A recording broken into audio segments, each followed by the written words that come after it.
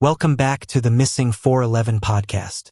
Tonight, we're not discussing disappearances, but terrifying encounters that nearly became missing 411 cases themselves. We're diving deep into the world of cryptids, specifically the creature known only as the Dogman. These sightings intersect directly with the baffling, unexplained phenomena we often investigate in the remote wildlands of America. Our first story is a chilling anonymous letter dated back to April of 1979. It serves as a stark reminder that sometimes the easiest explanation is the lie you tell yourself to maintain your grip on reality. The narrator, a Marine, was camping with his unit, enjoying a typical night near their tent in the deep woods. It was late, between 10 and 11 p.m., when the tranquility of the forest was utterly shattered. The Marine describes the sudden, visceral panic. I grabbed the other Marine, turned around, and yelled, "Go! Go! Go!" The primal fear they felt was so intense it spread instantly to the whole group. In the aftermath, the Marines fabricated a story, a crucial detail we see repeated in many cover-up cases. "We told the other Marines that we ran into a large bear," he admits. The narrator, however, was adamant that this was a deliberate lie told to leave well enough alone. He cites two compelling reasons for his conviction. First, he was a seasoned outdoorsman who had zero fear of the known black bears in the region. Second, and most important, was the sheer scale of the creature. He stresses, "The size of this thing was like something you'd see on display in a natural history museum." Think about that for a moment. A trained military mind, confronted by an anomaly so large, so unsettling, that his immediate instinct was to actively suppress the truth. This mental block against the unbelievable is a key psychological component in the missing 411 cases we research. It's almost as if the sheer impossibility of the creature forces witnesses to self-censor. Our next encounter leaps forward to July of 2016 and crosses the country to the seemingly benign plains of Iowa. This story is significant because the witness, an accountant from the Cayman Islands, had absolutely no prior exposure to large, wild carnivores. His mind had zero frame of reference for the terror that was waiting for him. He and his wife were driving from Chicago through Iowa on Route 35 at sunset. As they entered a dense area of trees, he caught sight of the unbelievable. A large, dog-like creature standing on two legs stepped out onto the side of the road, with its nose in the air as it was sniffing. The witness drove past, noting the creature's sheer size. "It was the height of my driver's side window. It had to be at least 7.5 feet tall on two legs. That image alone, a massive 7-foot canine silhouette, is enough to freeze the blood of any driver. This wasn't a wolf or a coyote." He stopped the car and stared back through his rearview mirror, and that's when the creature registered their presence. "It looked at the car and made a blood-boiling howl and growl that woke my wife. It immediately started to move toward the vehicle, dropping to all fours like a predatory animal. The man hit the gas, but the nightmare was far from over. In a horrific display of pack-hunting behavior, two smaller creatures leaped to the road and pursued my car. The largest one, with impossible speed, managed to reach the fleeing car. It went back up on the two legs and grabbed at the trunk of the car. This creature was attempting to forcefully stop a moving vehicle. The resulting panic was so intense the driver soiled himself out of sheer, absolute terror, an involuntary reaction to a creature that shouldn't exist. The physical evidence was undeniable. Claw marks etched into the back panel of the trunk, confirming the creature's powerful grip and malicious intent.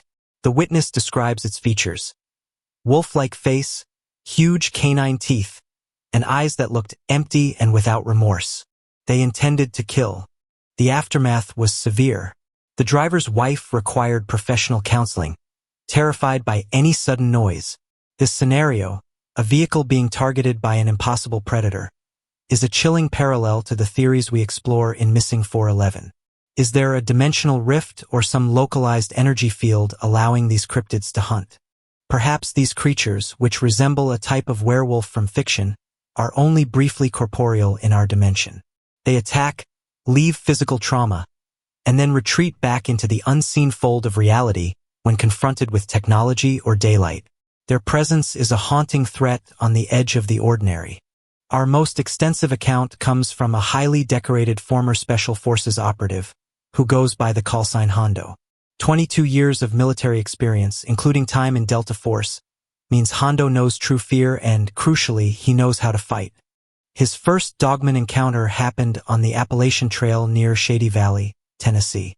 Hondo went hiking alone, only carrying a Filipino-style BOLO knife, a regrettable choice that night. He was attempting to cope with his own history of PTSD in the solitude of the mountains.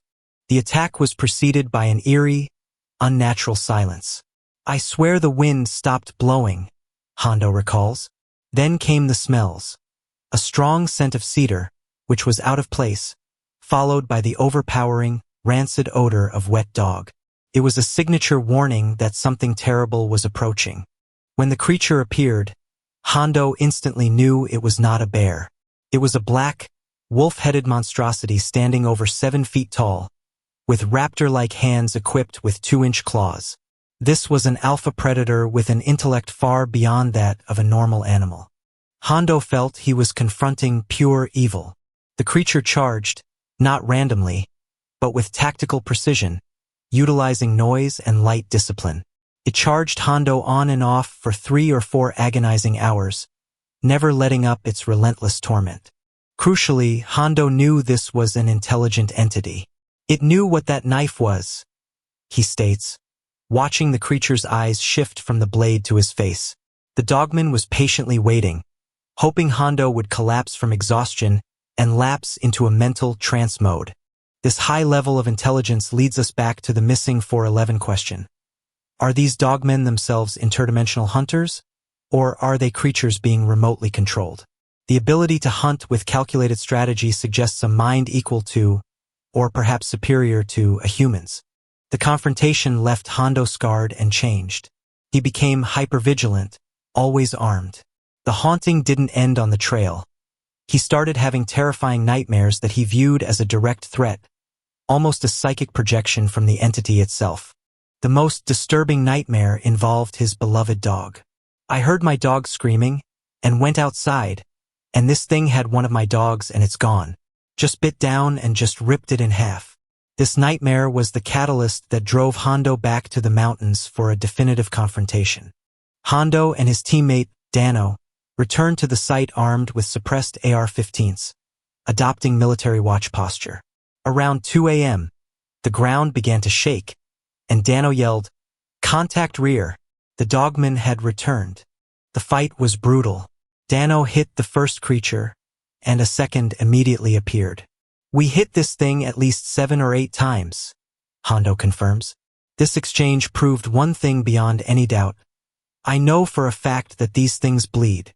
They found a blood trail described as bright red and bubbled, indicating a severe, possibly lung shot. Yet, the trail simply ended at a steep, sheer cliff face. No body, no drag marks down the rock. It was as if the injured creature vanished into thin air. This sudden, impossible disappearance raises major questions. Did the Dogman simply succumb to its wounds and fall into an inaccessible chasm? Or was Hondo right about the interdimensional theory? Did the creature exploit a weakness in spacetime, retreating through a dimensional rift to recover? The incident was quickly tied to a series of livestock losses in the valley. A local farmer reported losing full-grown cows and steers that were ripped, literally clawed to death, yet uneaten. This suggests a kill driven by territory or malice, not hunger. Further evidence solidified the theory. A large bear carcass was found, torn to pieces, also uneaten. The wounds clearly showed for claw marks, confirming a kill by a creature with an opposable thumb, a creature that asserted dominance over even the mighty grizzly. The Dogman's terrifying combination of impossible strength and high-level strategy confirms its status as an apex predator. Hondo, a man who has faced human evil in combat zones, concludes with a warning we must take seriously. If you are thinking about hunting them, don't. You will wind up getting yourself killed. The creature's existence challenges the boundary between nature and the truly supernatural, linking these sightings directly to the unexplained mysteries we cover every week on the Missing 411 podcast. Stay vigilant.